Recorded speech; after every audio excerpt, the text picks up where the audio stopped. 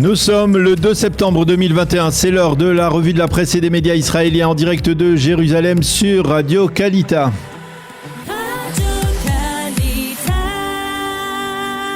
Nous retrouvons Daniel Haïk à Jérusalem. Et Daniel, nous allons commencer cette revue de la presse par une nomination importante, celle du nouveau chef du Shin Bet israélien. Et oui, Lana, tout seigneur, tout honneur et incontestablement le nouveau patron des services de renseignement intérieur israélien mérite qu'on lui fasse honneur ce matin, car le portrait qu'embrossent les grands quotidiens israéliens semble particulièrement élogieux. Un portrait, il faut bien l'avouer, anonyme, puisqu'il a été décidé qu'en raison de ses états de service, Resh, c'est l'acrostiche de son prénom, ne pourra pas révéler son identité avant que sa nomination ne soit officiellement validée. Resh a donc 55 ans, il est marié, père de 3 enfants, il a servi d'abord dans la prestigieuse unité d'élite des commandos Matkal, dont d'ailleurs Naftali Bennett, l'homme qui l'a désigné à ce poste hier, est aussi issu. Ensuite, il a fait carrière au sein du Shin Bet jusqu'à atteindre au cours des 3 dernières années le poste de chef adjoint des services. Resh est diplômé d'une licence de sciences politiques et de philosophie à l'université de Tel Aviv et d'une maîtrise, tenez-vous bien, de l'université d'Harvard. Selon ce portrait, Resh a durant sa longue carrière au Shin Bet commandé des centaines d'opérations déterminantes pour la sécurité de l'État d'Israël. Et il est considéré comme un officier créatif et offensif, dit-on. En annonçant hier sa nomination, Naftali Bennett l'a qualifié de combattant audacieux et d'officier d'excellence qui va conduire le Shin Bet vers des performances d'exception. C'est une nomination naturelle, titre le Israël Hayom ce matin en première page. Et par ailleurs, les journaux israéliens nous indiquent les principaux défis que Resh va devoir relever. Oui, Yoav Limor, le commentateur militaire du Israël Hayom, détaille ces enjeux. Il s'agit d'abord de la situation à Gaza, une situation, on le sait, très tendue, et également des derniers développements en Judée et de Samarie avec un leadership de Mahmoud Abbas qui est en train de s'affaiblir. Mais également, le chef du Shin Bet, le nouveau chef du Shin Bet, devra débattre et étudier la délinquance aiguë dans le secteur arabe israélien qui préoccupe de plus en plus les forces de sécurité israélienne. Quant à Yossi Yehoshua, bien il nous explique que si Naftali Bennett l'a désigné parce que Resh a toujours travaillé en parfaite entente avec les autres institutions sécuritaires d'Israël que sont Tsahal et le Mossad, ce qui n'était pas tout à fait le cas pour l'autre concurrent en lice pour le poste de chef du Shin Bet, un autre concurrent dont le prénom commence également par Resh, ce qui ne facilite pas d'ailleurs les choses ce matin pour certains éditorialistes israéliens. Yossi Yehoshua explique donc ce matin dans le Yediot Aharonot que cette bonne relation entre le Shin Bet, l'armée et les services de renseignement extérieur, le Mossad, est indispensable pour maximaliser leur action sécuritaire.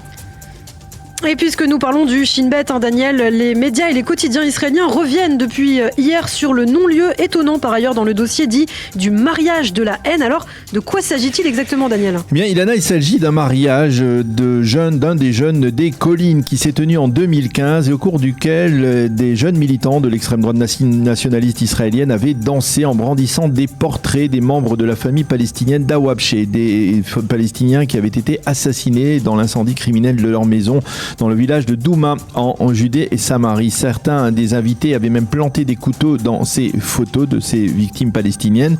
Les images avaient choqué et le Shin Bet ainsi que la police avaient arrêté le nouveau marié ainsi que 5 autres de ses compagnons.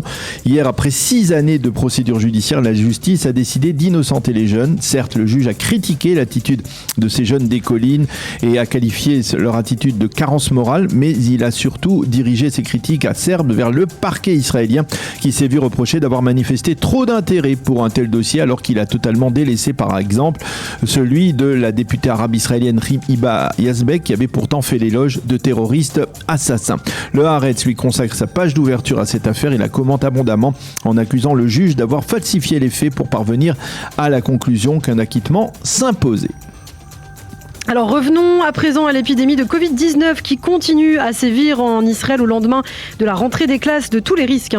Oui, avec une donnée encourageante qui est mise en évidence ce matin dans l'ensemble des quotidiens et dans les sites d'information. Pour la première fois depuis plusieurs semaines, le nombre de malades graves a baissé. Il était il y a 2 jours de 730. Il a repassé la barre des 700 avec 675 malades graves hospitalisés aujourd'hui en Israël.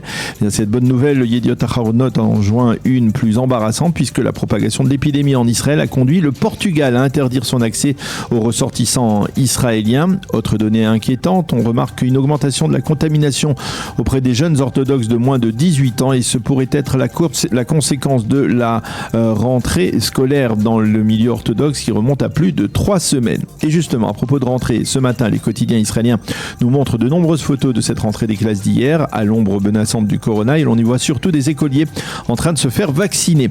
Quant au Maariv, eh bien, il se fait l'écho ce matin de la fréquentation très encourageante des établissements scolaires hier, mais il mentionne également en évidence le nombre de localités rouges dans lesquelles on va continuer à enseigner en Zoom.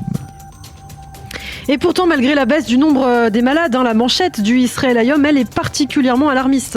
Oui, cette manchette du quotidien gratuit se fait l'écho d'une très sévère mise en garde des patrons de certains hôpitaux israéliens qui évoquent un état d'épuisement des équipes médicales qui traitent des malades du Covid-19. Le journal parle même de post-traumatisme pour certains membres de ces équipes médicales qui ne sont pas au mieux de leur forme pour continuer à fournir des soins de la meilleure qualité qui soit. Et puis nous terminons cette revue de la presse en jetant un coup d'œil sur les dossiers et reportages de l'édition du vendredi, veille du Shabbat du Israël Hayom. Oui, le quotidien gratuit a interviewé l'ancien ministre des Finances Israël Katz, qui est l'un des leaders du Likoud et qui annonce sa candidature à la succession de Binyamin Netanyahou lorsque, bien sûr, celui-ci se sera retiré de la vie politique. Une interview bulldozer comme l'est Israël Katz. Et puis Eldad Beck, le correspondant du Israël Hayom en Europe, s'est rendu en Tunisie pour prendre des nouvelles d'abord de la communauté juive et pour rencontrer des responsables tunisiens. Et près d'un an après la signature des accords d'Abraham, eh bien, Eldad Beck cite en évidence une phrase clé qui revient auprès des autorités tunisiennes. Les Tunisiens ne veulent pas aujourd'hui entendre parler de normalisation avec Israël.